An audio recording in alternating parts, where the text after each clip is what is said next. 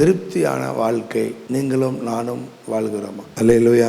நீடிய ஆயுள், 100 பிள்ளைகள், செல்வம் தராத திருப்தியை தேவன் தருகிறார். நல்லா புரிஞ்சிடுவோம். தேவன் தான் ஒரு மனிதனை திருப்தியாக வாழ வைக்க முடியும்.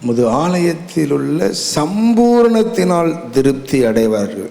ஆலயத்தில் சம்பூர்ணமான ஆசீர்வாதங்கள் இருக்கு, நமக்கு தெரியறது இல்லை. நான் ரொம்ப ஆச்சரியப்படுற காரியம், சர்ச்சுக்கு வரும்போது என்னெல்லாம நடக்கு. நாங்கள் ஒன்றும் பெருசாக செய்யறது இல்லை. அங்கே பாடுறோம், ஜெபம் பண்ணுறோம், வசனத்தை பிரசங்கம் பண்ணுறோம், சில நேரம் கை வச்சு அல்லது என்ன பூசி ஜெபிக்கிறோம், இவ்வளோதான் நாங்கள் செய்கிறோம். ஆனால் கர்த்தர் செய்கிற காரியங்கள் பார்த்தா அது கணக்கில் அடங்காத காரியங்களை மக்கள் வாழ்க்கையில் அவர் செஞ்சுக்கிட்டே இருக்காருங்க.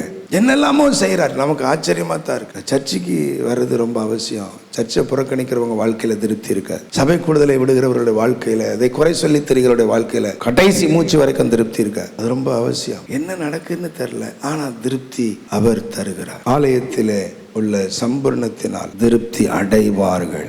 பேரின்ப நதியினால் அவர்கள் தாகத்தை தீர்க்கிறீர்கள். அவருடைய பேரின்ப நதியாகிய பரிசுத்த ஆவியானவர் தான் ஒரு மனிதனுடைய ஆத்ம தாகத்தை தீர்க்கிறவர். அதன் விளைவு நிலத்தையும் கொழுப்பை உண்டது போல என் ஆத்மா திருப்தியாகும். அல்லேலூயா.